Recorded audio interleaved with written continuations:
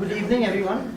Thank you for coming for today's philosophy talk by Professor Annalisa Coliva on Hinge Epistemology. Before we begin, I would just like to thank Professor Coliva for accepting the invitation to give a talk at the Philosophy Club. Just a few words about Professor Coliva.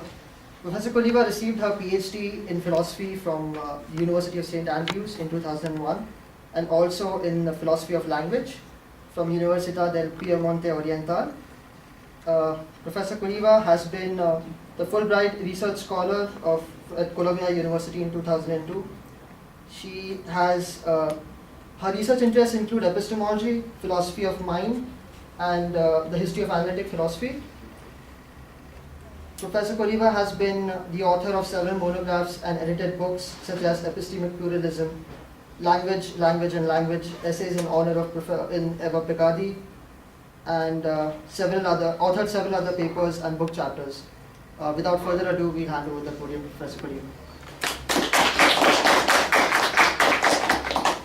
So thank you. It's a great pleasure to be here, and I'm also the chair of the Department of Philosophy. So to see that there is a philosophy club is really something that makes my day. So first of all, there are a few things that I'm very proud of in my life. One is to have come up with this title, with this name, for a new trend in epistemology, which is called Hinge Epistemology. And I'm the author of the name, as someone I don't remember exactly who noticed. So, what is Hinge Epistemology? Well, it's a kind of epistemology inspired by Wittgenstein considerations on uncertainty. But I don't want to start out with the history of it, although we'll do some history later on, but just with some ideas that are central to the notion of a Hinge epistemology. So, suppose you have this kind of inference, call it hearth. You have a certain kind of evidence, like radiocarbon dating, that shows that a fossil that you have in your hands is 1 million years old. So, you run your experiment, and that's the result, your evidence. On the basis of that evidence, you form the belief that that fossil is 1 million years old. Then you may want to reason like this: if this fossil is 1 million years old, then the Earth hasn't just come into existence 5 minutes ago, replete with fossils. And just by, modus ponens, you can conclude that the Earth hasn't just come into existence 5 minutes ago, replete with fossils. So, this seems to be a perfectly, I would say, straightforward kind of argument. But notice what happens in this kind of argument. Suppose that for some reason you doubted that the Earth has just come into existence 5 minutes ago, replete with fossils. Suppose you started doubting that. Now, you would have this experiment that you have just done, and so your evidence, which allegedly would show that that fossil is 1 million years old. But, if you started entertaining the supposition or the doubt that, the Earth might have just come into existence 5 minutes ago, that would immediately defeat the kind of evidence or justification you have for the belief that the fossil is 1 million years old. So, what happens in a case like this is basically that, taking for granted the conclusion of this argument is actually necessary for you to have a justification for its first premise. And this kind of epistemic structure that this kind of argument, call it hearth, exhibits, is exhibited, is shown, can be found in a lot of other arguments. Usually in philosophy we don't talk much about the age of the hearth. We are more interested in other kinds of arguments that allegedly should give us proof or reasons or justifications or indeed even knowledge are very general propositions that philosophers are very keen on. Like, for instance, the famous and infamous, there is an external world. And so, think for a moment about George Edward Moore's argument to that effect. George Edward Moore became famous in the history of philosophy for his work on ethics, of course, but also for that particular, performance, as it were, by means of which he really thought that he could prove the existence of an external world. And how did it go? It went something like this. Here's a hand, here's another. Two human hands exist, therefore the external world exists. Now, a more contemporary rendition of that proof has the following structure. The first premise is here's my hand, and the justification you have for here's my hand is given by your visual experience right now, as of a hand in front of you. Then you reason that if there is a hand where you seem to see one, then there is an external world, because hands are physical objects. So, if there is at least one physical object, there is an external world. And from that, by modus ponens, you derive that there is an external world.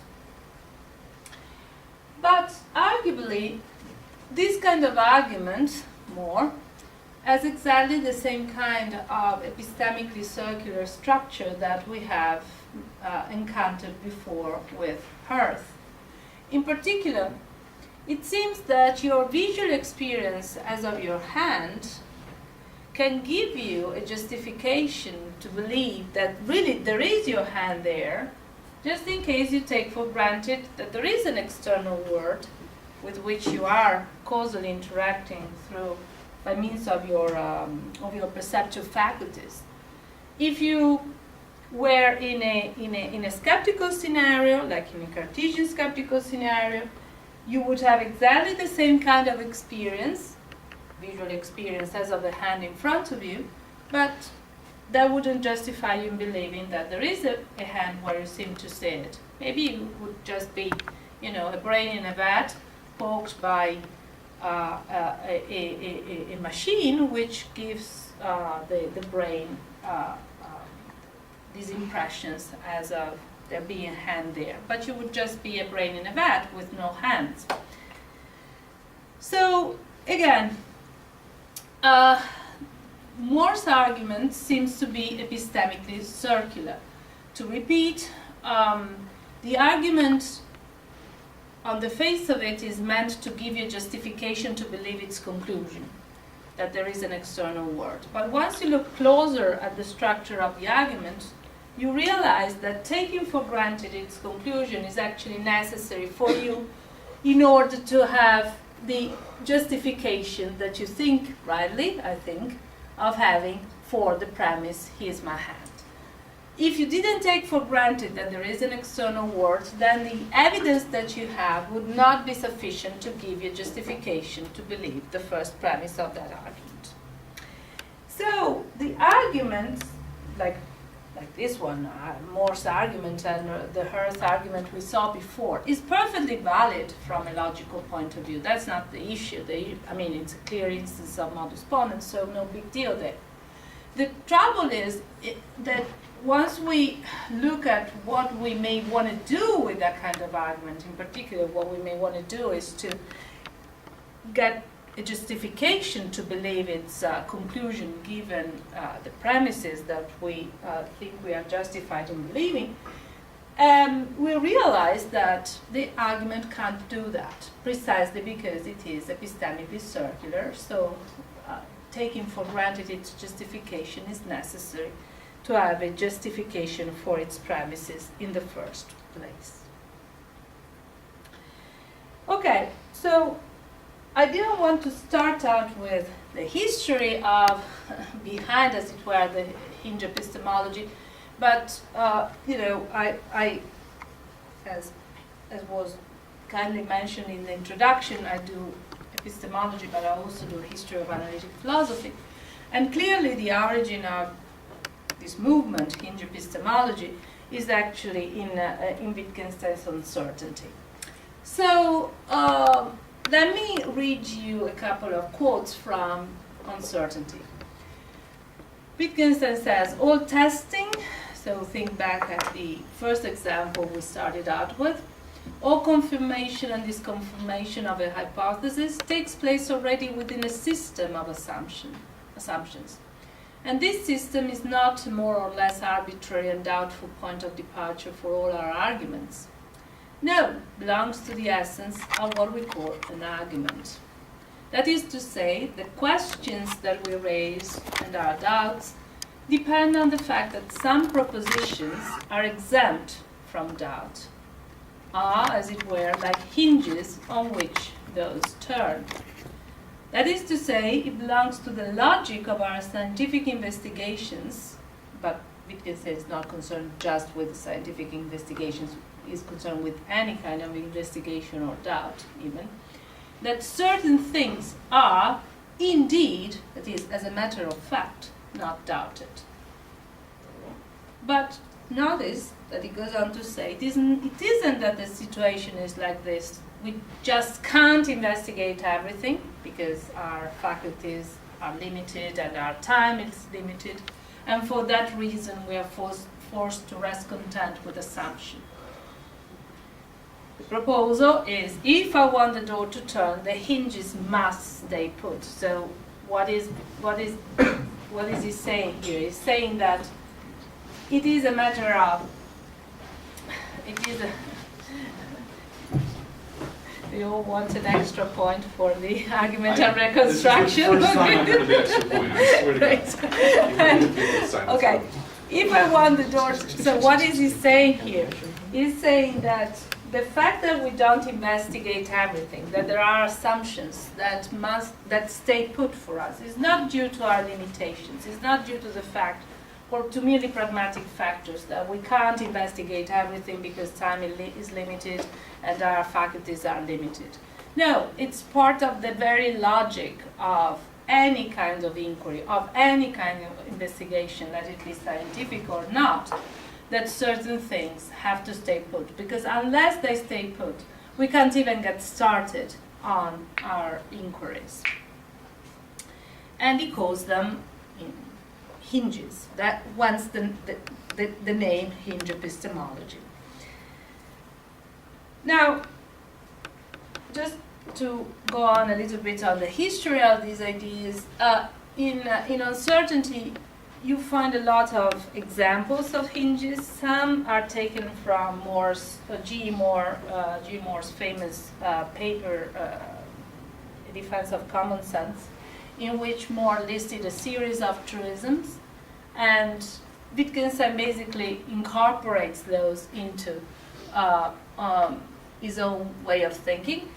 But he adds to those truisms, which are things like, I'm a human being, I've never been too far away from the surface of the earth, I've had two parents, I know that a lot of people before me have existed and died, and things like that. So he incorporates all of that, and then he has his own examples, and I just give you some, a hint of what he says. So he considers a hinge like my name is, and then each of you is supposed to fill out with his or her own name there. So in my own case, it's going to be, my name is Annalisa Coliva. Nobody's ever been on the moon. Cats don't grow on trees. Every human being has two biological parents. By the way, this website, maybe you can't read Italian, but there is a news saying that the first child was born whose DNA came from 3 different parents, not just 2. Okay. Water boils at 100 degrees Celsius. 2 + 2 = 4. There are physical objects, or even A pointing at a specific object, like this computer, is a physical object. And also the Earth has been existing for a very long time, which I'm sure you recognize is actually the conclusion of our argument, Earth. Okay, so the kind of examples Wittgenstein considers in uncertainty are very heterogeneous. Some hinges would look like universal hinges, like there are physical objects, 2 + 2 = 4. Some seem to be personal hinges, like my name is Annalisa Coliva and your name is whatever it is. Some seem to be, as it were, universal, and some seem to be more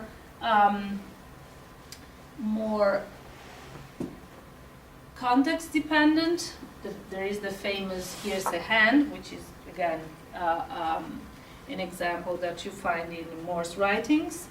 There may be circumstances in which you can legitimately doubt whether what you are seeing around you is your hand, maybe after a car accident.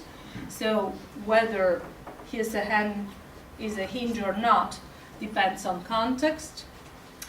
And there are also examples that seem to be very culturally and historically determined, like "nobody has ever been on the moon." Uncertainty was written between 1949 and 1951, so before the landing on the moon in 1969.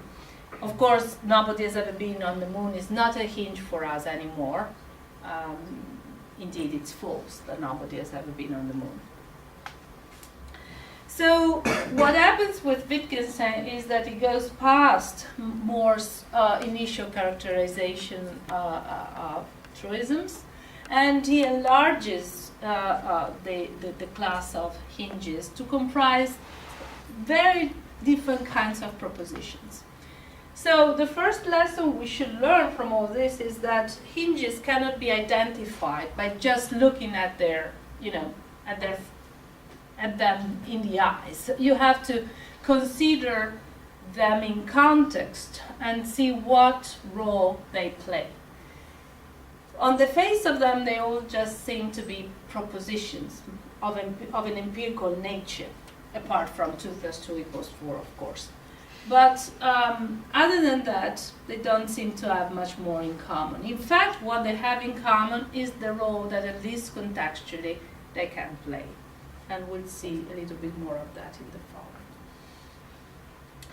Now, if I had to summarize uncertainty very quickly to students, but also to colleagues, I would say that Wittgenstein makes 5 bold claims regarding hinges in uncertainty. And of course, whenever Wittgenstein is at stake, then interpretations vary. So, I have colleagues who disagree with my interpretation of Wittgenstein. That is, normal. No big deal there. So I'm going to present to you what I take to be the 5 main theses that Wittgenstein puts forward in uncertainty regarding hinges. First of all, that hinges are not empirical propositions.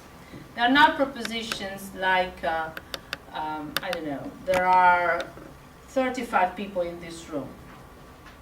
A proposition like this is a proposition that we can easily verify. We start counting, and I don't know exactly, don't think there are 35 people, but maybe there are only 28 people. I don't know. It seems to be pretty crowded. So, that proposition, there are 35 people in this room, is a proposition that I can check with reality. I have a method to find out whether it's true or false. I count, and by application of that method, I would be able to find out whether it's true or false. Now, for Wittgenstein, hinges, even "nobody has ever been on the moon," that seem to be empirical propositions, you just look and see and verify whether someone has been on the moon or not, are not like that. They are not like empirical propositions. They are like rules. This is a strange idea indeed. When we start thinking about rules, we think about things like don't cross at a traffic light if it's red, or something like that, or stop when you see the sign stop on the road. Okay. So typically, with rules, we don't have propositions that we check and confront and verify with respect to reality to determine whether they are true or false. Rules give prescriptions. They do not describe reality. They are not descriptions. They are prescription, and tell us to do or not to do certain things. Stop at traffic light when red tells us to stop at traffic lights when they are red. It doesn't tell you that there are traffic lights that sometimes are red. It tells you what to do when you encounter a traffic light that is red. So hinges are not empirical propositions for Wittgenstein, despite the fact that they look like empirical propositions, and most of them at least certainly concern physical objects. They are not known or unknown or justified or unjustified. So when it comes to hinges, forget it. It's not knowledge, it's not justification or belief with justification that characterizes our relationship to them. Contrary to what Moore was saying, for instance. For Moore, truisms were objects of knowledge. Indeed, were something true, whence the name, truism, that we would know and that we would know with certainty. So in the most secure way as possible. For Wittgenstein, these propositions, these hinges, are not even true or false. And you can get a sense of that by thinking of rules. Rules are not, as I said, descriptions of reality. So it doesn't really make sense to ask whether a rule is true or false. A rule is what it is, and it prescribes certain things, or it forbids certain other things.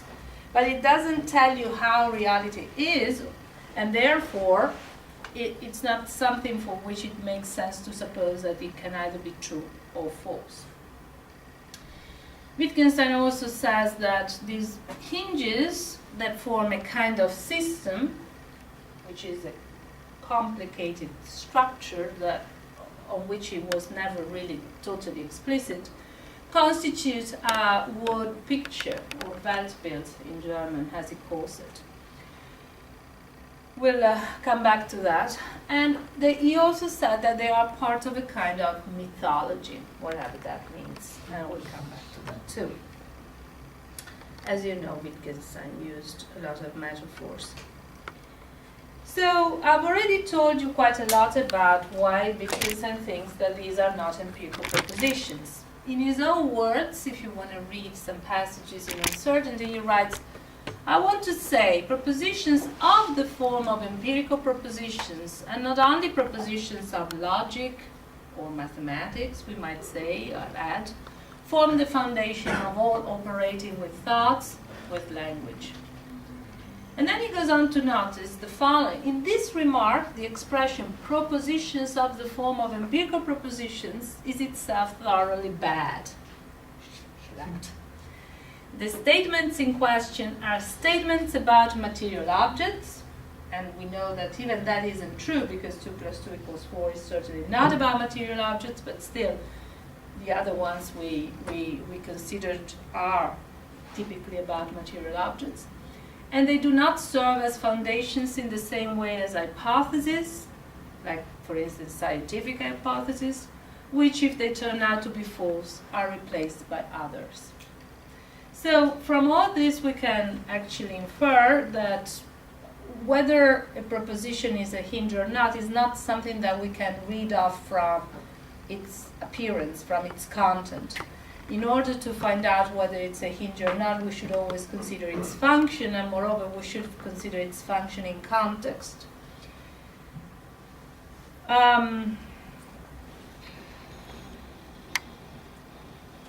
He also writes, the propositions which describe this word picture might belong to some kind of mythology, and we'll see later what he means by that, and their function is similar to the function of the rules of the game.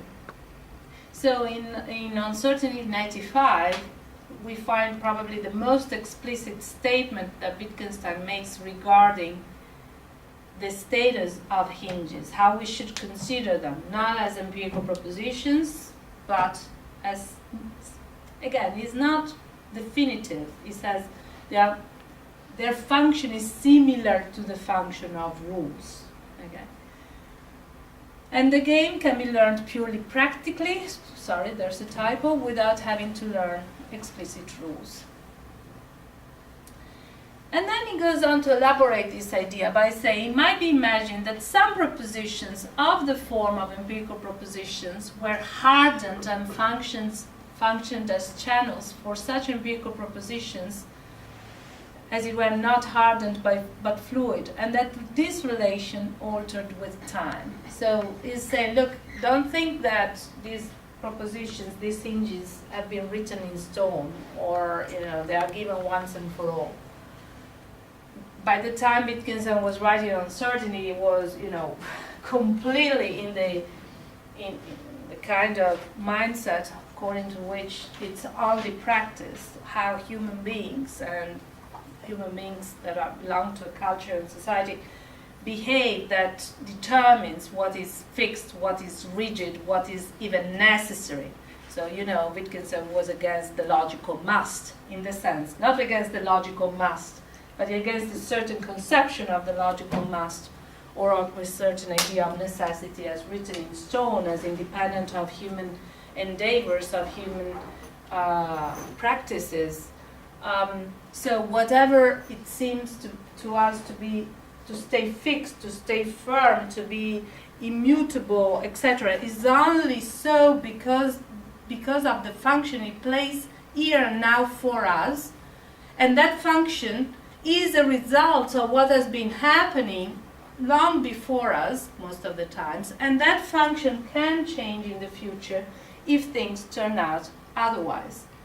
And the example of the moon, nobody's ever been on the moon, is fantastic in that respect. For Wittgenstein, it was a hinge. He was writing between 1949 and 1951. For us, it's no longer a hinge. Why not? Because something happened, something that even someone like Wittgenstein, who, remember, was an engineer, so he wasn't ignorant of certain aspects of science and technology. In fact, he had even got a degree in engineering by developing a model of an helicopter. Okay, so he knew something about this stuff, right? It wasn't totally oblivious to technology, as most philosophers are nowadays, anyway. But even at this time, wouldn't expect or predict such a huge revolution, as it were. Okay? And it goes on to say, the riverbed of thoughts may shift, but I distinguish between the movement of the waters on the riverbed and the shift of the bed itself. So the change, the empirical propositions that are part of the waters that flow are different from the riverbed, which is composed of these hinge propositions that stay put, that stay firm as a function of what happens in reality, not because they are given once and for all. And then he goes on to say, but if someone were to say, so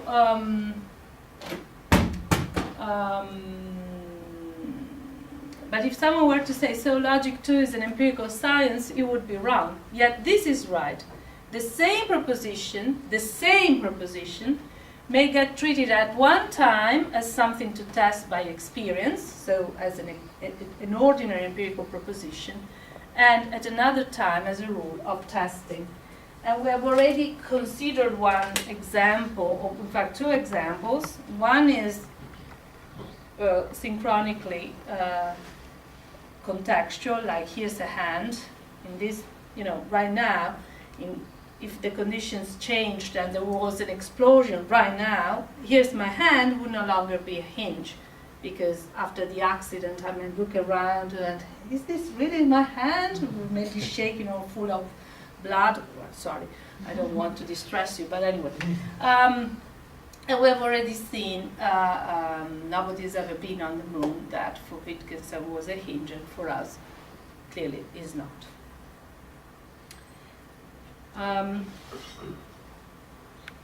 So for him, as I said, hinges played this rule-like role. But rule-like role with respect to what, one might ask? Well, think again about the first example we started with, the first two examples we started with, and reflect that taking for granted that the Earth has been existing for a very long time allows us to take certain evidence that we have by running experiments to bear onto the belief that that particular fossil that we have in our hands is, for instance, 1 million year old. 1 million year old. So as we say, as we philosophers say, hinges are rules of evidential significance. They allow you to take something that is our evidence to bear onto specific empirical beliefs in such a way that those empirical beliefs, once you have that evidence, thanks to those hinges, become justified. Without the hinges, you may still have the evidence, but that would not be a justification for your belief. Similarly, for here's a hand, you may have the visual evidence, like this, of your experience, but without taking for granted the hinge that there are physical objects, that evidence would not give you justification to believe that there is a hand here where you seem to see it. Wittgenstein also thought that they had a rule-like role, or played a rule-like role with respect to meaning. So he's a philosopher of language ultimately. So he thought that, in order for the meaning of the word hand to be what it is, we have to be able to ostensibly define the meaning of that word, and we'll have to be able to make correct judgments using that word. So, there has to be a hand for the term hand to have a meaning, and for us to be able to define that word, the meaning of that word, and for us to be able to use it in judgments like, this is my hand, or there are at least, 60 human hands in this room. I'm not going to focus on the semantics here. I'm not particularly keen on this aspect of Wittgenstein's philosophy, although he was keen on that. He thought that hinges cannot be known. They cannot be known, and they cannot be justified either, for various reasons. First of all, because he thought that any time we say we know something, we have to have reasons for that. Okay? So if I say, again, there are 30 people in this room, and suppose it is true, I haven't counted you, then if I do know that, it's not just the case that I have that belief and that belief is true. I also have to have reasons for it. But for Wittgenstein, the reasons that one should have in order to know whatever one claims to know should be stronger than what they are supposed to ground.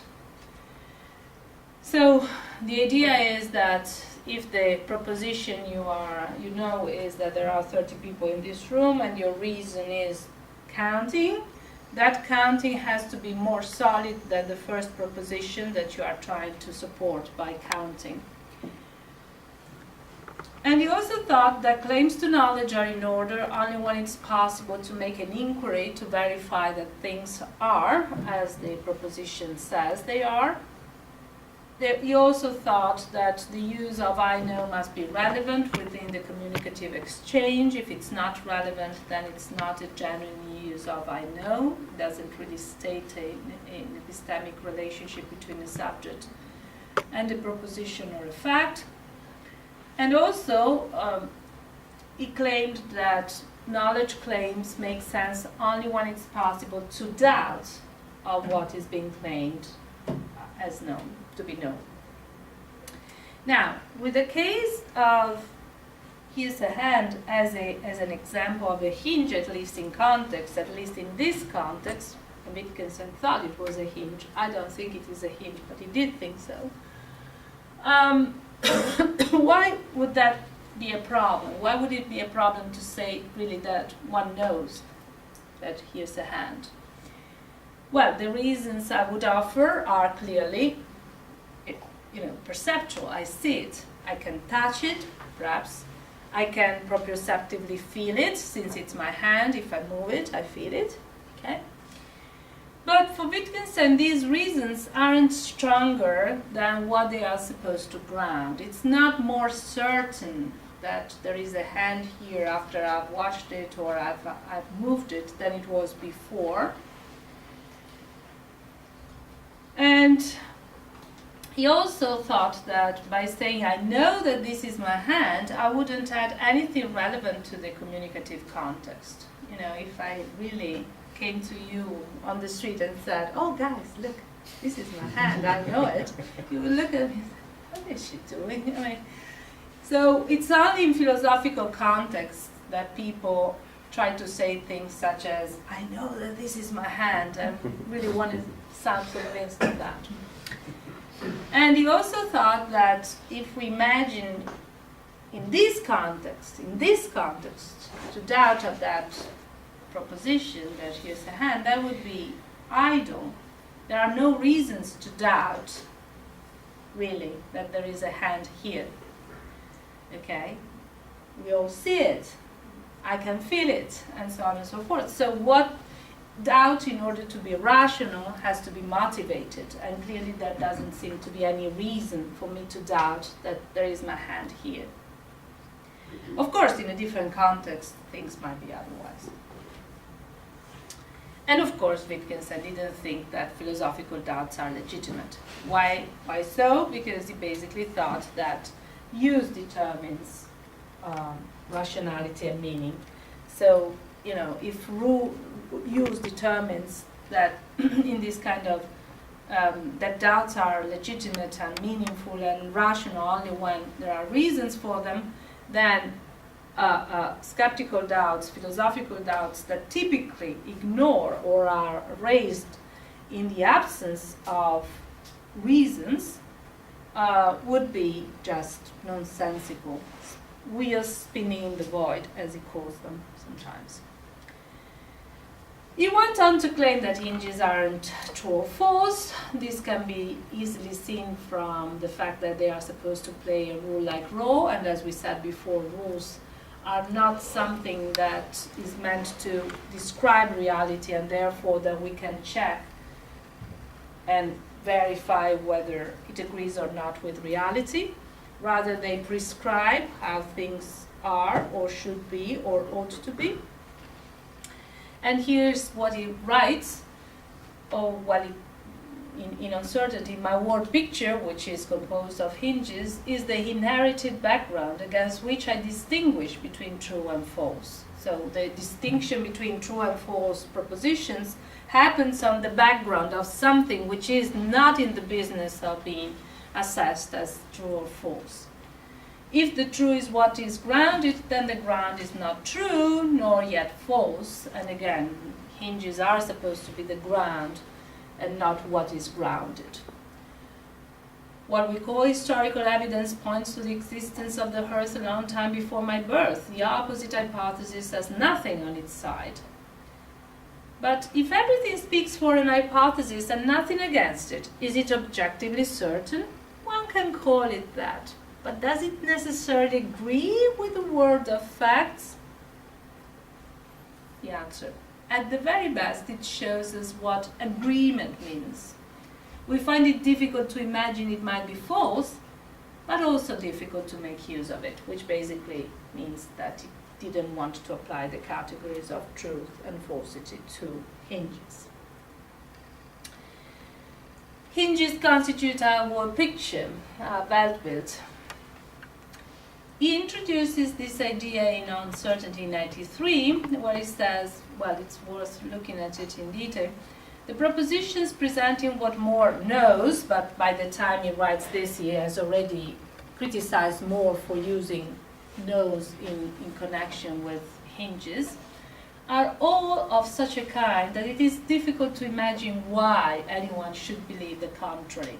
Remember the propositions were things, most propositions were things like I'm a human being, I have human parents, and things like that. One would say, why would anyone doubt on that, right? The proposition that More has spent his whole life in close proximity of the earth. Once more, I can speak of myself here instead of speaking of More. What could induce me to believe the opposite? Either a memory or having been told. Everything that I've seen or heard gives me the conviction that no man, has been far from the earth. Nothing in my picture of the world speaks in favor of the opposite. But I didn't get my picture of the world by satisfying myself of its correctness. Nor do I have it because I'm satisfied of its correctness. No, it is the inherited background against which I distinguish between true and false. So again, the idea is that we acquire this picture of the world with all these hinges, which are heterogeneous. We acquire it from being part of a community. We acquire it by being raised within the community, by being taught certain things by our parents, first and foremost the language and everything that goes with it, and also by being taught by by our teachers and textbooks and whatever it's part of our Umwelt, as some people would call it. We acquire all that from the community and the kind of environment we are immersed in. So, for those of you who do epistemology with me, you realize here something that I've been preaching and talking about in class several times, namely that although Wittgenstein and indeed More are interested in the problem of skepticism, which since Descartes is a problem typical for individualistic epistemology, the way they approach it, the kind of solution, if we can speak of a solution, is by actually putting at the foundations items for more knowledge and for Wittgenstein, these hinges, that are not the result of an investigation, something that we find out by conducting an investigation or an inquiry in solitude, maybe just by looking at what happens within our minds. On the contrary, at the basis of anything, really, and even at the basis of rational and possible and legitimate doubts, are propositions, hinges for Wittgenstein, truisms for More, that we inherit from a community, and that form a kind of background which for us stays put because it's kept put by our lives, by how things actually happen in life, which I think is the message that you should always keep in mind whenever you read Wittgenstein. In the beginning, it was the deed. That is a quote from Goethe, from the Faust, but it's really what it is. In the beginning, it was the deed. It was the fact. It is how it is. It's not a philosophical discovery. At the beginning, there is no philosophical discovery. At the beginning, there is a life, there are facts, there are human beings that belong to, as he would put it, to a form of life, that are raised within a community, that are taught how to take part in certain practices, you would call them language games. And this keeps happening. This is happening even now. This is what we do here at university. You have been part of this process. Each of us has been part of this process since day one, when you first appeared on the face of this earth. Okay? And that has nothing to do with philosophy, thank God. That has something to do with life. And then he writes again in the famous passages around 93, 99 of Uncertainty, that these propositions describing this world picture might be part of a kind of mythology. And their role is like that of rules of a game, and the game can be learned purely practically without learning any explicit rules.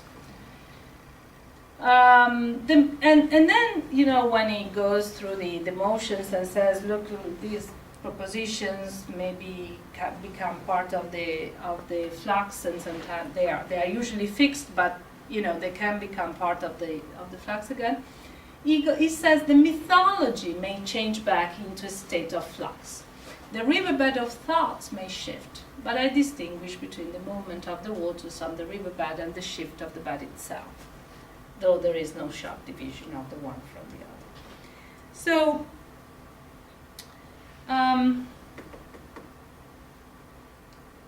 why does he call these propositions a kind of mythology? Well, because if you look at them, they are supposed to play somewhat the role of necessities. And, you know, there is an obsession in philosophy with necessity. Okay? First of all, with the very notion of necessity, and then you can look at a lot of philosophers as trying to determine the axioms, as it were, of the theory, the immovable principles from which everything else should be derived. And the idea here is really to demystify the notion of necessity. What appears to us to be necessary is like a mythology.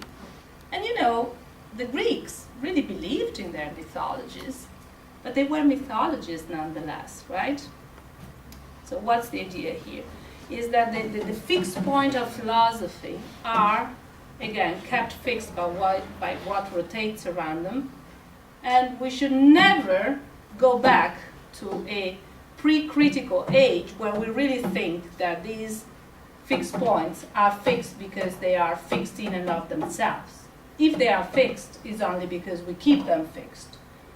Not arbitrarily. It's not a purely conventionalist in the most trivial sense, like everything is movable. It's not a relativist of the most trivial kind, but really is the idea that whatever stays fixed is kept fixed by what we human beings as part of this society and culture, or more than one culture, more than one society, keep fixed. Of course, some people have thought that Wittgenstein uncertainty ends up being a relativist, an epistemic relativist. What is epistemic relativism? Well, it's the idea that there is no unique epistemic system that determines what is going to count as justified and known, but there may be multiple such systems which license incompatible judgments. So suppose you believed in, I don't know, fortune telling, okay? And then the fortune teller tells you that your husband is cheating on you. Great. Suppose it's true. You believe in fortune teller, that gives you, the fortune teller says that your husband is cheating on you. You believe that, you think you have a justification because you think that fortune telling is an epistemic method, which is reliable and that we should trust in order to get justification for our beliefs. And so, being true, justified, and believed, you would actually know that your husband is cheating on you. Now, suppose you are me and I don't believe in fortune telling. And so, you know, the fact that a fortune teller tells me that my husband is cheating on me is not good reason for me to believe that. Now, it may be true that he's cheating on me, but I wouldn't have a reason to believe that. So I wouldn't be justified because I don't believe in fortune telling, and I wouldn't know that, even if it was true, you know. So, this is a toy example just to illustrate the idea of different epistemic systems. Of course, if you go to the, if you think about the history of science, then you would have the Ptolemaic system and the Copernican system as rivals, which explain differently the same kind of evidence. One tells you that the Earth is immovable and everything goes around it, I mean, the planets go around it and the sun as well. The other tells you that the Earth is actually rotating around the sun. Anyway, why is it that some people have thought that Wittgenstein ends up being an epistemic relativist? Well, because he thinks that hinges can change. He also considers the possibility of sort of different, sometimes he calls them deviant communities, which have different hinges from ours. And clearly, if hinges are rules, they are not true or false propositions, they are not something that can be justified, but it's rather something that we have to assume in order to have justification, then when we moved from certain hinges, think of the Ptolemaic system, to different hinges, think of the Copernican system, then the change can be grounded in reasons and justifications. So the idea is that the change from one system of hinges to the other is based not on epistemic reasons but on pragmatic factors, broadly conceived. These factors might be political factors, ideological factors, religious factors, economical factors, whatever have you, aesthetic factors. And in fact, he writes things that later on Kuhn and Feyerabend would, use to Thomas Kuhn to write the structure of scientific revolutions, like things such as the following one. Remember that one is sometimes convinced of the correctness of a view by its simplicity or symmetry. These are what induce one to go over to this point of view. One then simply says something like, that's how it must be. Obviously, simplicity and symmetry are not truth or falsity, right? They are simply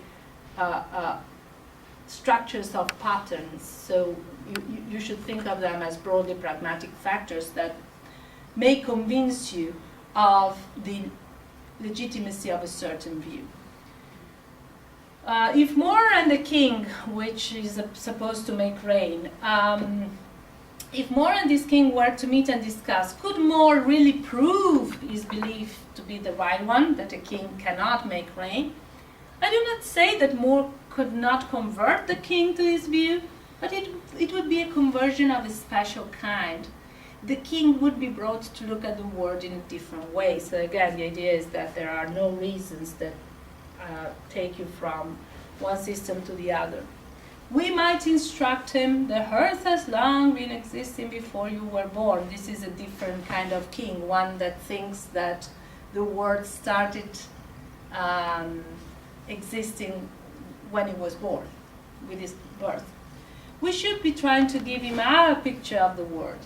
This would happen through a kind of persuasion. Again, Kuhn is just taking all these passages and building a theory on that. And then, is it wrong? Suppose we met people who did not regard that as a telling reason, the reasons of physics. Instead of the physicist, they consult an oracle. Is it wrong for them to consult an oracle and be guided by it? If we call this wrong, so you see the move, it's not about whether it's right or wrong, but if we call this wrong, aren't we using our language game as a base from which to combat theirs?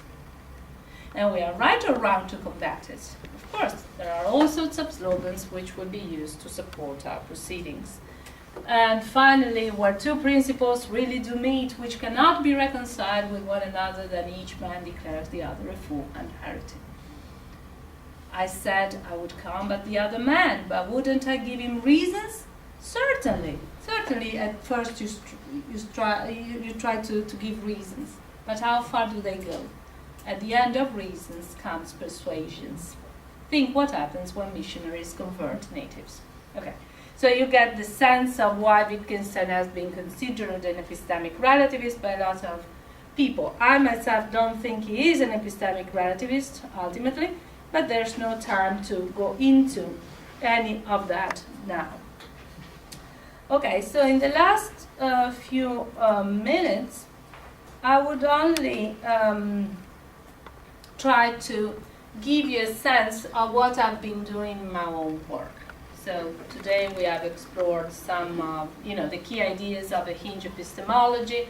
We have looked at the history of this form of epistemology by going back to Wittgenstein. We have read some key passages in Wittgenstein's Uncertainty.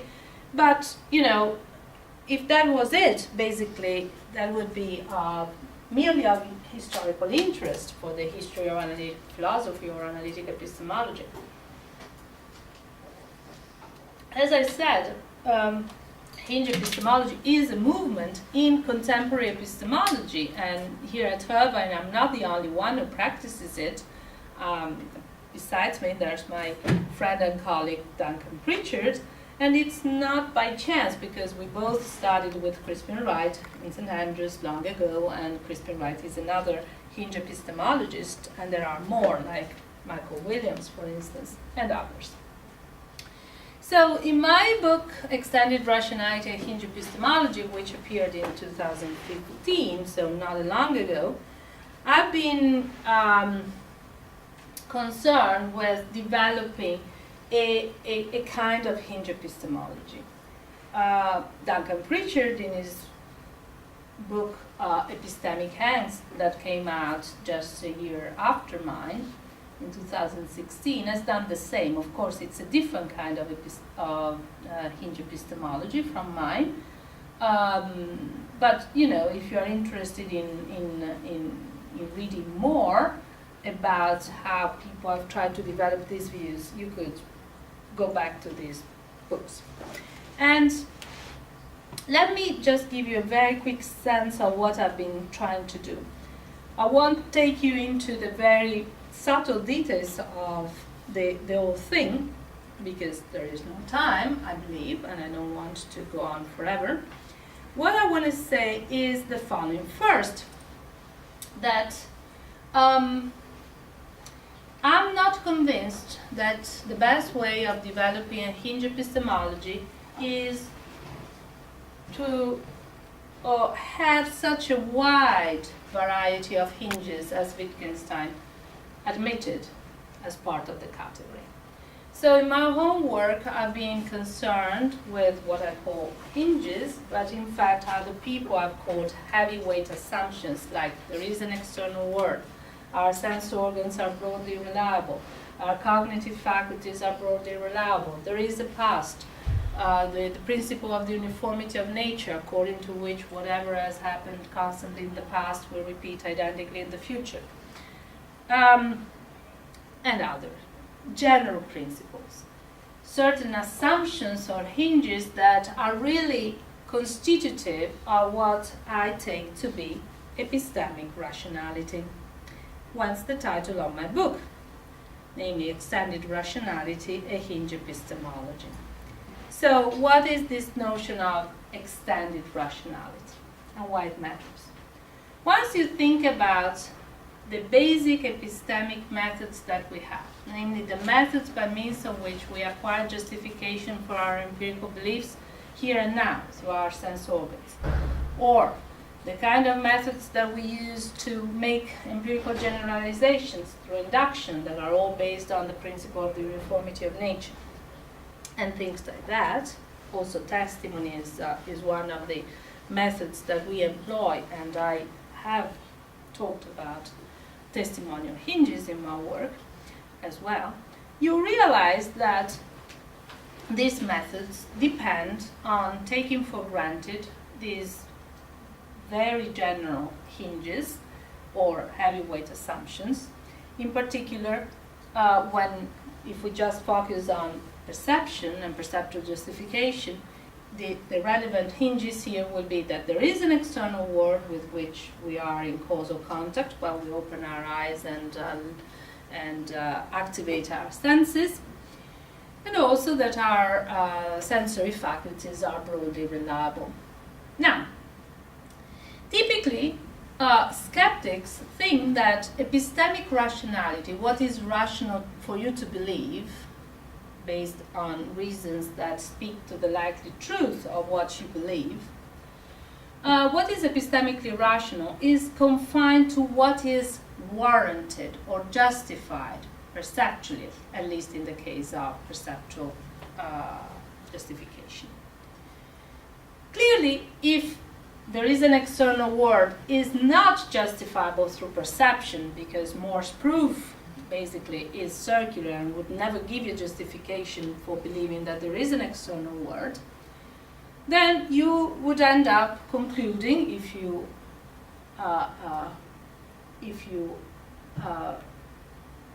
have the view of epistemic rationality that skeptics have, that hinge, that proposition, is not epistemically rationally believed.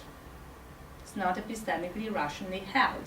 It's just either a mere assumption, which we accept for pragmatic reasons, or indeed something that we could call into question and doubt if we were kosher from a rational point of view. But in my view, that notion of epistemic rationality is really short-sighted. Think about this. When you play a game, like soccer, for instance, there are moves that players make on the pitch, right? But there are also rules. And without rules for that game, you wouldn't have soccer. You might have people moving in the same exact way, but it wouldn't be soccer. So it's not, nobody would say that the rules are not part of the game, even though everyone would say that they differ from the moves that you can play in the game. And from that, the notion of an extended epistemic rationality comes. For in my view, it is epistemically rational to believe perceptually warranted propositions, those for which we have empirical justifications, like here's a bottle based on what I'm seeing right now, and also to accept those unwarrantable or unjustifiable assumptions, like there is an external world or that my sense organs are broadly reliable, that make the acquisition of perceptual warrants possible in the first place, and for that reason are actually constitutive of epistemic rationality.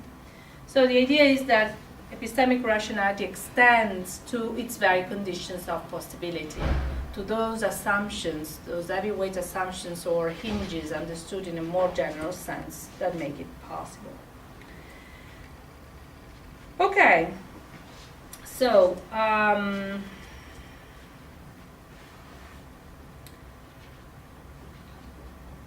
this has an anti-skeptical potential because, contrary to what skepticism maintains, ultimately these assumptions are not arbitrary or kept fixed only by pragmatic considerations, but they are actually epistemically rationally mandated by the very lights of the very notion of epistemic rationality that skeptics themselves exploit whenever they keep asking for empirical reasons for certain beliefs. So I think that can be used both against Cartesian forms of skepticism and also against Humean forms of skepticism. And actually I also think that while there is a danger, if you want to consider it a danger, of becoming an epistemic relativist when you have such a garden variety of hinges as Wittgenstein had in uncertainty, I think that once you confine yourself to these more general, broader, and constitutive of our basic epistemic practices hinges that I've been talking about, then there is much less of a risk of incurring, or of incurring into epistemic relativism. Now, although it's easily or readily understandable why it would be the case that for some people nobody has been on the moon was a hinge, while for us it isn't, I think it's much more difficult to think of the possibility that people could actually reject something like there is an external world. So we can definitely talk about that if you want later on in the Q&A. And one interesting thing about the extended rationality view, as I've been developing it in my work, is not just its anti-skeptical potential, but also the fact that it can give you I think, an interesting view or way of looking at the principle of the uniformity of nature, which is fundamental for inductive reasoning. It can tell you something about one important assumption that is always in place whenever we think of being able to, build through memory justification for things that happened in the past, like that there is something like a past. And it can also tell you something about the possibility of acquiring knowledge and justification through testimony, which is a key element in our own way of acquiring information from other people. And as I said, I don't want to talk more than what I've done so far, so I'll stop here. Thank you.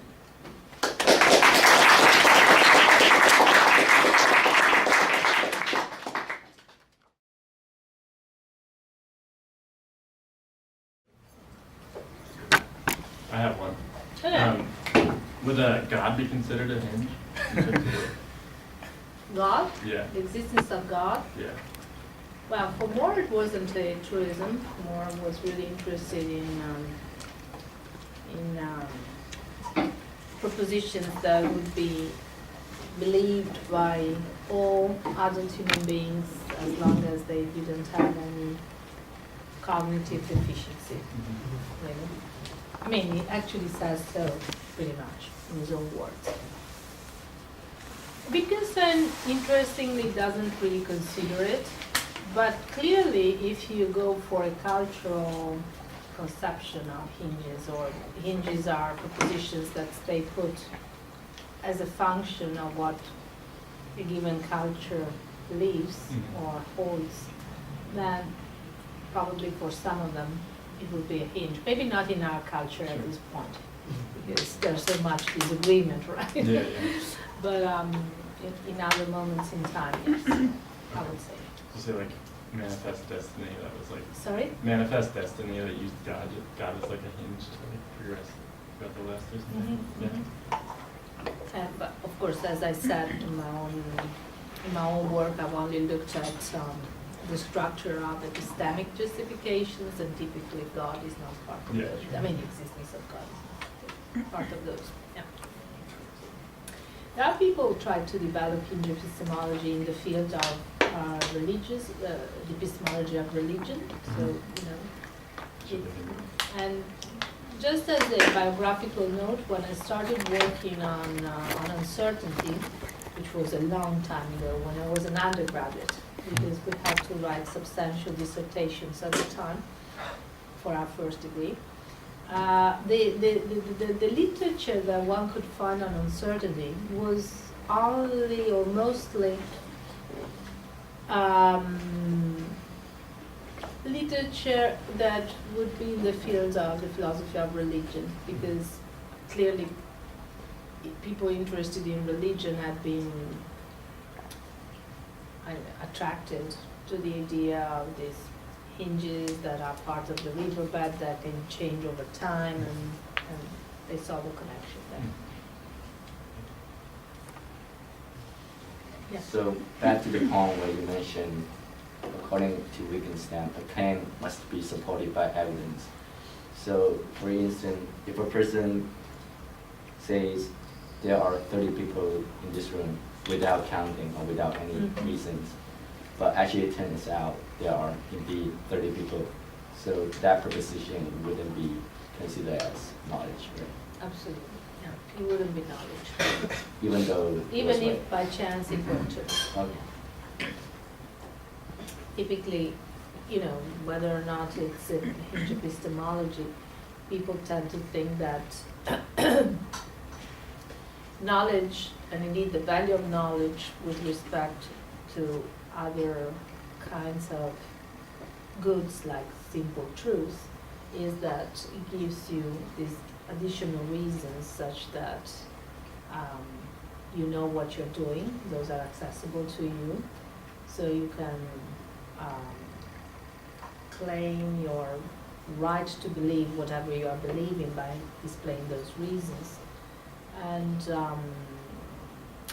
also that certain kinds of luck are incompatible with knowledge. So, if by chance I just guessed right that there are now 22 people in this room, that again would seem to be pure chance, while knowledge is not compatible with sheer luck. Let's put it this way. There was another hand. Has anyone ever taken the idea of the world picture being an inherited background one step further into using that idea to posit an answer to the question, what is consciousness? Okay.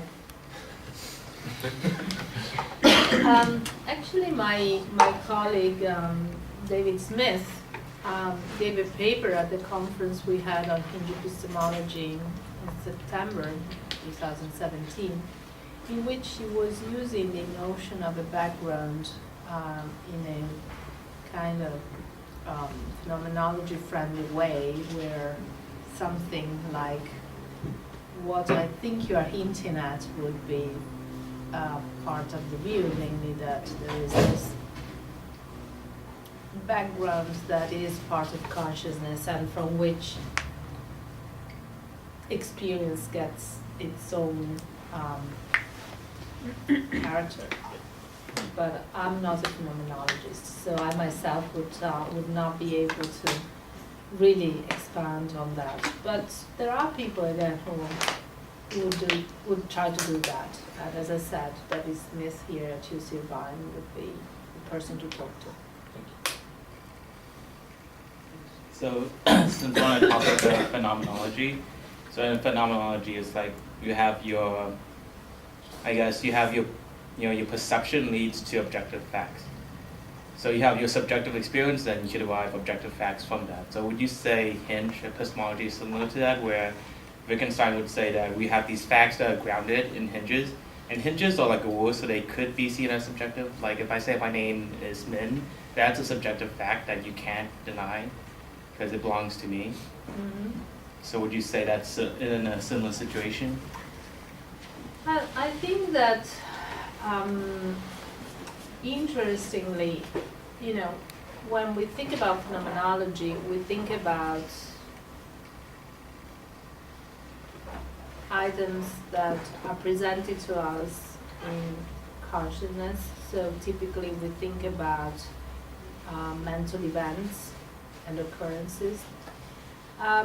Wittgenstein is not so much concerned with those. If we look at the hinges that he considers, they are indeed very, very public, even when they are specific to an individual. So it's true that my name is Annalisa Coliva and yours is Min, etc. But that wouldn't strike philosophers usually as a very subjective fact. It's true that it's something personal, but it's also something very public that depends on how other people have called us. It depends on the kind of documents that have instituted our identity. So, as soon as babies are born, you have to rush to the office to declare their name, and that sticks on them until things get changed with a lot of, with a lot of a social background to that. You couldn't easily, it also depends on the country, but I know that in America it's different, but in certain countries it's very difficult to change your own name if you wanted to. You would have to go through a lot of bureaucracy. And it would take time. It's like a, gender change. People really think that your name should stick with you for for all of your life, and you should only change it if there are serious reasons to do so. Anyway, this is just to say that the kind of personal hinges that Wittgenstein considers are actually very public. So I'm not entirely sure there would be something that at least a certain kind of phenomenology which looks at phenomenal experience would be very receptive to. But of course, if we think about Husserl and different, more complicated and more interesting views about phenomenology, then again, maybe there is a complex background against which experiences actually get their own meaning and significance, which otherwise they wouldn't have.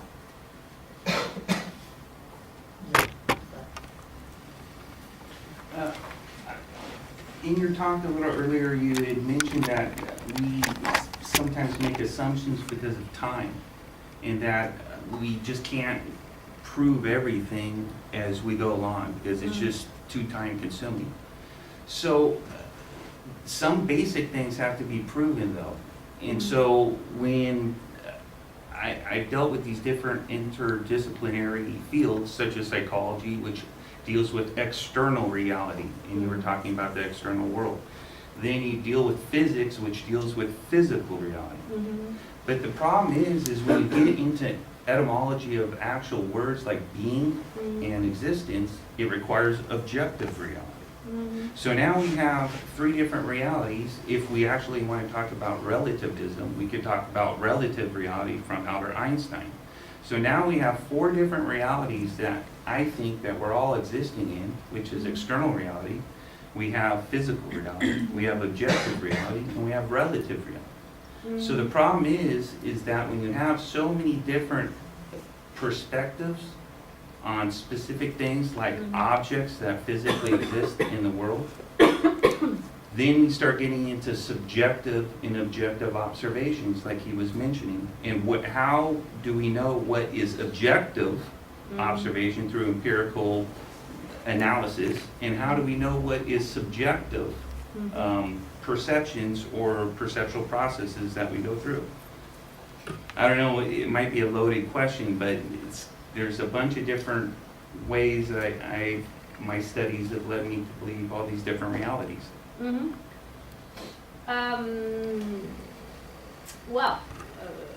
I think I'm pretty much in agreement with what you have said.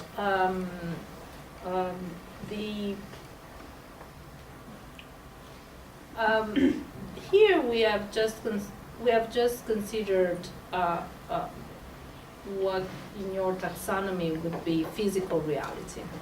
So, and even more specifically, the existence of mid-sized physical objects around us, like, bottles, computers, tables. And all we have done is to try and see how we could have justified beliefs and eventually knowledge of those. And, according to one view, it would be just by opening up our eyes through experience, the world just as is gets into our own consciousness, and that's enough for us to know a lot about, once we have concepts of course, to know a lot about objects out there, physical things out there. The view that I think Hinge epistemologists have is, well, not all of them, because for instance Duncan Pritchard, I think, is a disjunctivist, so he thinks that when things go well, really the physical objects out there get into our consciousness in some, in my view, magic way, but anyway, that is something that you'll ask him when he comes. Well, I suppose you're going to invite him at some point to give a talk at the Philosophy Club. But anyway, most Hinge epistemologists have thought that, sure, when you interact with the physical world out there, you are already doing something important, but that's not enough for you to acquire justification or knowledge about objects out there. And in particular, what is needed is actually to take for granted that there is a world out there. and also that our sense organs put us in contact with it. So, you know, I agree with you that there are many different aspects to reality. That's one way of putting it. What Hinge epistemologists have mostly been concerned with is just physical reality. And as I said, is the basic thought is that for that reality to become part of our consciousness, to be conceptualized, become the object of belief and knowledge, something over and above merely perceiving the world and interacting causally through our sense organs with the world is needed. So that's the idea. Thank Any other questions? So, Professor, one of your main theses was that hinges cannot be known or justified, or in that case, unknown, unjustified. But I still feel that certain hinges, for in this case, a hinge, something that used to be a hinge, for example, the proposition that no one has ever been on the moon, I still feel that is something we can say, I know. At least before someone went on the moon, you could say, I know that no one has been on the moon based on whatever I've learned or based on what I've come to know from society. Well, I do agree with you. I mean, as I said, there are reasons why I don't embrace Wittgenstein's views regarding hinges and why I want to confine hinges to heavyweight assumptions. And in particular, I think that you just spotted one good reason why I would not be happy to include nobody has ever been on the moon within my hinges. So I was presenting Wittgenstein's views. And the reason, as you said, is that in many of Wittgenstein's cases, we do have a lot of evidence, testimonial evidence, whatever we have been told throughout our lives. Tests, I mean, for people who were living at the time in which Wittgenstein was living, everything told them that nobody had ever been on the moon. Nothing like that was ever, as he says, seriously reported. Maybe in a joke, maybe in a storytelling. Sometimes, Saint-Exupéry and the Little Prince, for instance, he travels. But so I would agree that in a case like that, it really seems to strain our intuitions to say that we don't know anything like that. And that's also why, as I said, I wanted to confine hinges to more general propositions. And in that case, it seems to me to be easier to defend the idea that there is an external world is not an object of knowledge. Because to know it, we would have to rely on our senses, but then our senses would tell us that there is this object, this physical object, that physical object, not just in and of themselves, through the experience by itself, but thanks to the assumption that we are actually interacting with physical objects, that there is an external world out there. And proof of that is that the very same sensory experience could be elicited, and indeed in psychology labs they can do it, just by poking your brain with electrodes that make you have that very same kind of experience. So the experience in and of itself is not enough, that's part of the view, to be justified in believing that there is a hand here, there is a bottle. And if so, then it's difficult to see how we could be justified in believing that there is an external world, because any argument would have to presuppose that very thing, that it should give us reasons to believe eventually. So. Just one, someone from the back here. Yeah. Go ahead.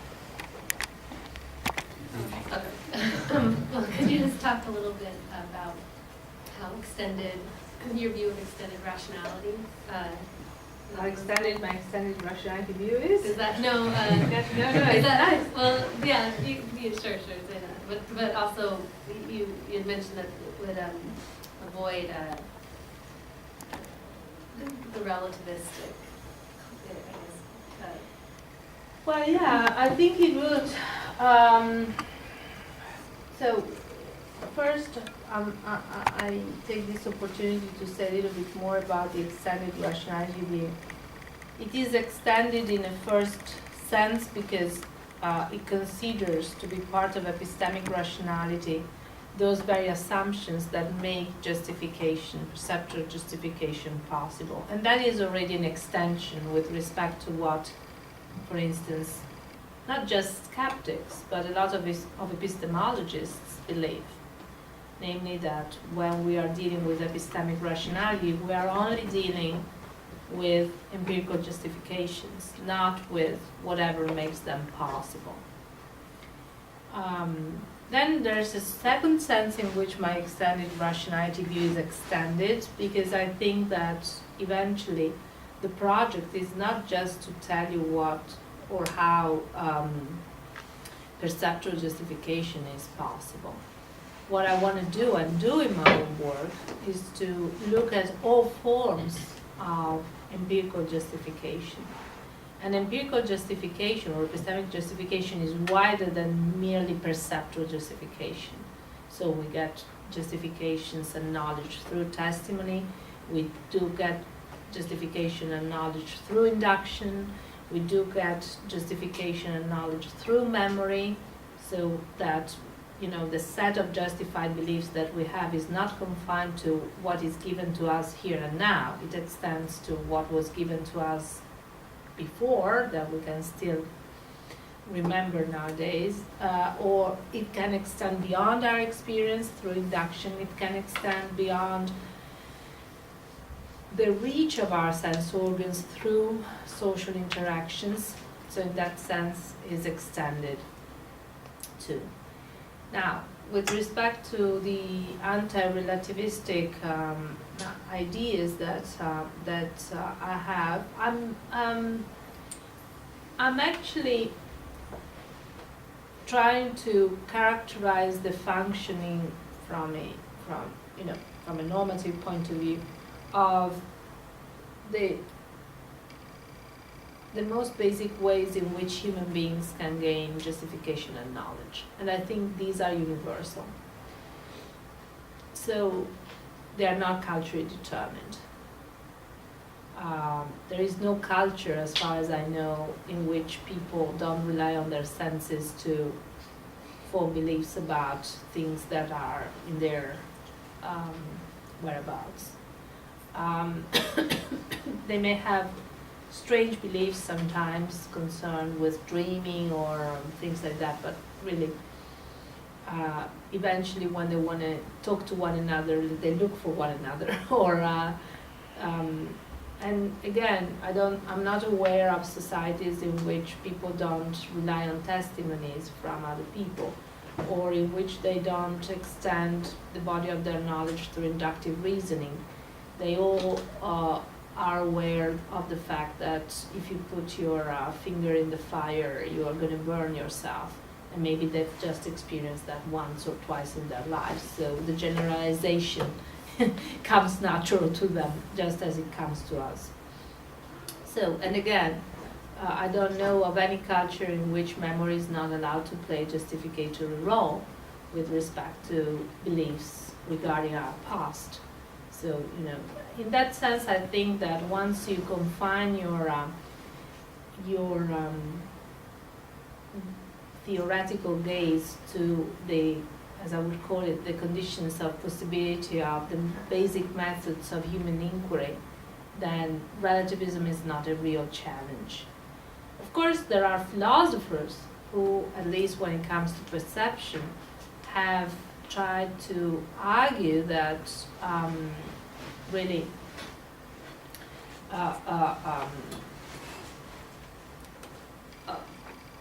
you could do without the assumption that there are physical objects, that there is an external world. and these philosophers are known by the name of idealists or phenomenalists. So all that is given to us is merely the phenomenal appearance of things here and now. But again, to reconstruct whatever we believe, starting out with that meager input, they have had to appeal to strange things like the idea of a substratum that looks very similar to the idea of a physical object eventually. Or they have to they have really appealed to a notion of perceptual content that I think has fallen in complete disregard, and for good reasons after them. Namely, the view according to which in perception we are just given glimpses of colors or shapes or textures, and everything had to be reconstructed starting out from those kind of inputs. And as I said, this is something that almost nobody nowadays would believe. So the idea is, on the contrary, that in perception we are presented already with much richer contents. So for these reasons, I think one, that is the implausibility of relativism once we look at the hinges I'm interested in, and two, that the philosophical fantasies, as it were, that may dislodge there is an external world from the role of hinge, have been proven to be philosophical fantasies. I think that's enough for me to feel as if I'm being on safe ground, as it were. Just a quick follow-up. Yeah. This is already clarificatory. Yeah. That I thought the charge of relativism was against hinges. That, right, so if I take a hinge as being something that I inherit from my background community, that could change from community to community. Yeah. So, But it also depends on what you think hinges are. That is a charge that a Wittgensteinian would have to face immediately, because, Wittgenstein really had the view that hinges were very specific propositions, and he actually mentioned things like no one has ever been on the moon, things that we no longer think are hinges at all. But in my own work, I haven't followed him on that. Now, there are people working in the vein of Hinge Epistemology that, are mad at me for not being more of a Wittgensteinian than I am, although I think I'm pretty, it's a strange charge for me to hear that I'm not enough of a Wittgensteinian. Usually I hear the opposite charge, that I'm too much of a Wittgensteinian, right? And they think that I should be more, I should follow Wittgenstein more in considering more specific hinges that would have that kind of cultural variability. There are people nowadays that have taken up on the idea of hinge epistemology and develop it in connection with feminist epistemology, that want to say that there are hinges that are gender related or gender biased. I'm happy for them to do all of that. I'm very glad that, as a woman, as it were, that my hinge epistemology has been taken in that kind of setting, but I'm not doing it myself. I'm a kind of much more traditional philosopher, for better or for worse, I don't know. You had a question, I think? Yeah, but her question overlapped Okay. very much with my question. In what ways did it differ? Maybe it did. I mean, there's never Well, 100% overlap. I mean, I guess I could say, I don't fully understand your view at this point, but to me, time runs long And I just wonder whether or not some of the hinges that we're assuming may or may not end up like no one has been to the moon in the future at some point. Okay. You know, I mean, I don't Oh, know well, what to of expect. course, I mean, if our, we would have to think of beings substantially different from us, I suppose.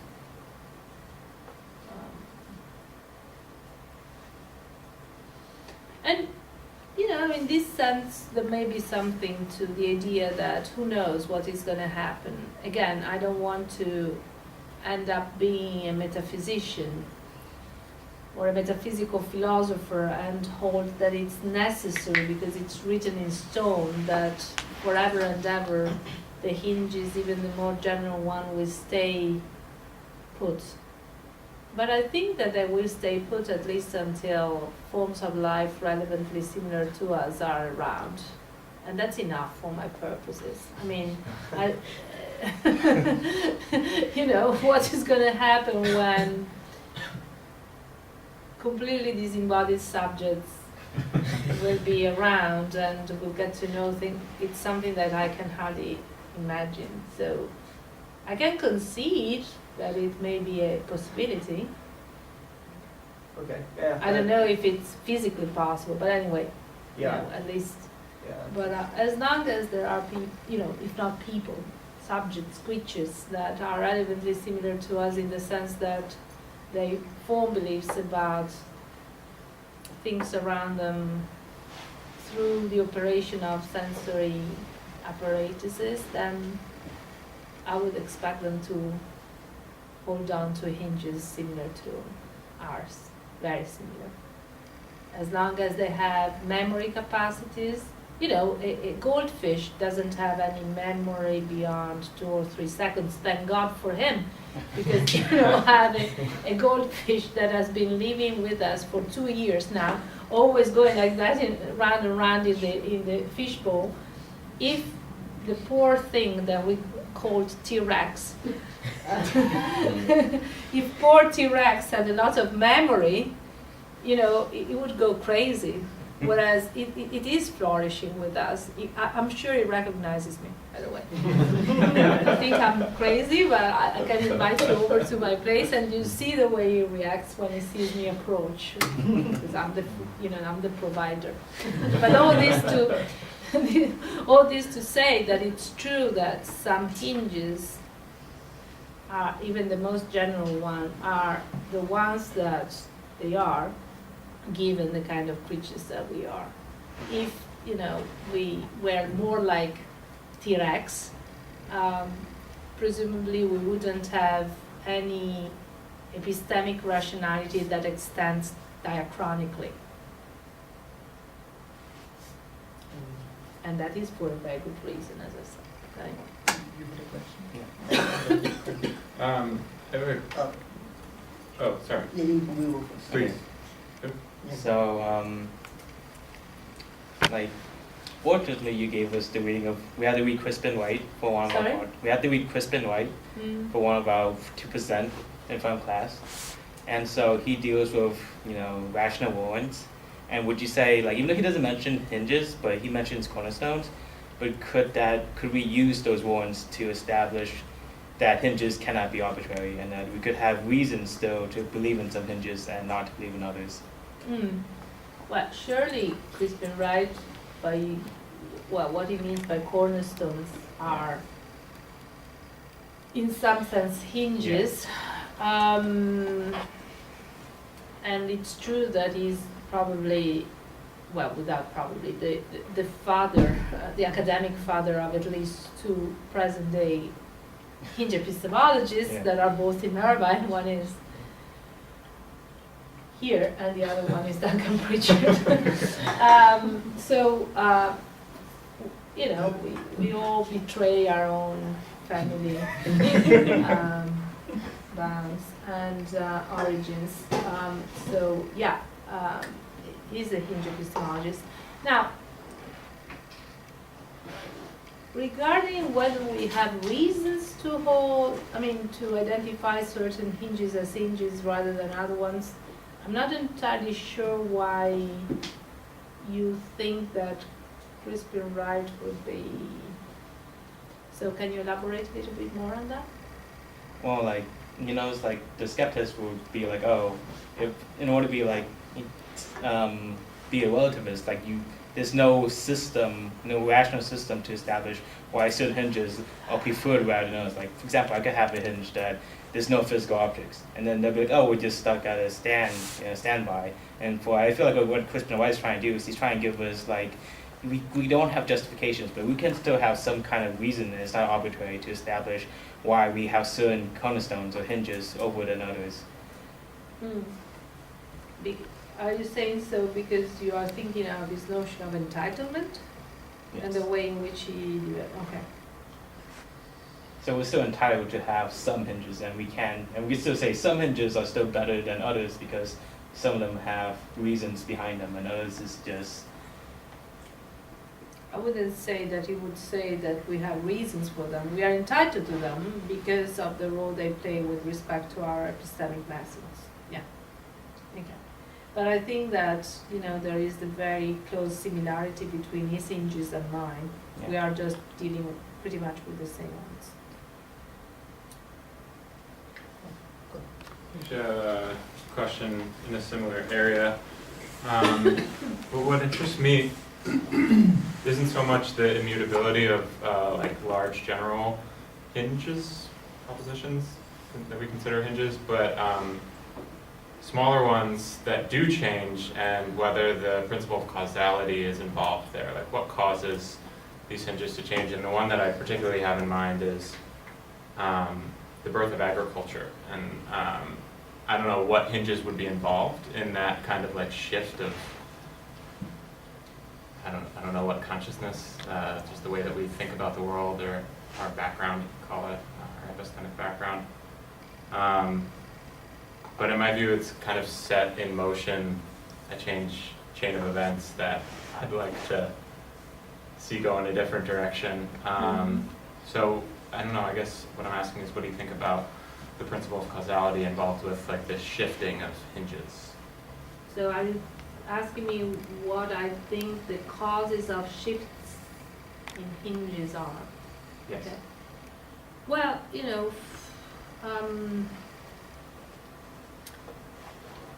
okay, to answer that question, first of all, I would like to relocate myself in the camp of the Wittgensteinian scholars. So, if we look at what Wittgenstein would have in mind in response to your question, then the causes must, can just be, for instance, technological developments. So the fact that at some point people were actually able to build rockets that could take people outside the atmosphere of the Earth, and all of that involved a lot of calculation. So there was also a lot of theory involved. Was what allowed a hinge to be demoted and go back to the state or the role of an empirical proposition. So that is an example of what might be the cause of a shift in hinges. Some other time, the situation may be slightly different and more complicated. If we thought of the shift from the Ptolemaic to the Copernican system, that is not a shift that occurred because someone took a snapshot of the Earth and showed that it was actually moving around the sun from a different perspective, clearly. And at the time, the evidence that people were going by to defend the Copernican system against the Ptolemaic one was scant, it was misleading, And it took an enormous amount of time to actually get to good evidence for the fact that the Earth was actually moving around the Sun and not vice versa. So in that kind of case, I think there was some kind of evidence which was very indirect. In particular, certain observations through the telescope showed that the planets were not as perfect as the Aristotelian theory, which went together with the Ptolemaic theory, had it. So some aspects of the theory were demoted by some observations, but those observations were not enough to prove that the Earth was actually going around the Sun and not vice versa. There were reasons connected to simplicity, surely, because in order to explain the retroactive movement of planets that the Ptolemaic theory explained through the theory of epicycles, it turned out to be simpler to explain that kind of evidence by supposing that these planets were rotating around the Sun. So there were different bunches and kinds of evidence that were which together eventually, little by little, provided enough evidence to move over to the Copernican view. So when people like Kuhn and Feyerabend say that the change from one paradigm to the other in the history of science, and we may rephrase that in Wittgensteinian terms by saying the change from a set of hinges to different ones occurs, is not based on evidence. They are not saying something that is totally right, but they are actually capturing some part of the truth, because if we look at the actual development of those views, the evidence at the time may not have been good or good enough or enough in quantity, not just in quality, to justify the going over to the different system. So in that case, there might have been, all sorts of other reasons. It's well known, for instance, that Kepler had religious convictions that brought him to accord a preference to the idea that the Sun was at the center of the universe. So that they are totally pragmatic in the very broad sense that we considered before. So, as I said, there are some aspects of the actual development and change of paradigm that is captured by the things that Kuhn says in the structure of empirical revolutions. Although I wouldn't say that ultimately the view was held only because of pragmatic reasons. Mm-hmm. So, you have to go case by case. You can't give a uniform answer to the question, what causes the shift There's from... no law of You really have to look at how it worked. Maybe one last question? Okay. Yeah. It's building off of this question. In this way, are hinges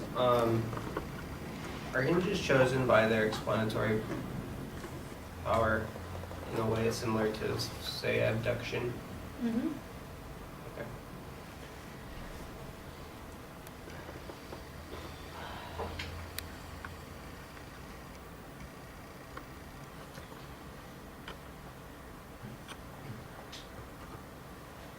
Okay. It depends. Abduction is something that we always use when we do science. So we have certain forms of evidence, we have to give an explanation, and we try and postulate what might have caused that evidence, for instance, and that is typically an abductive inference.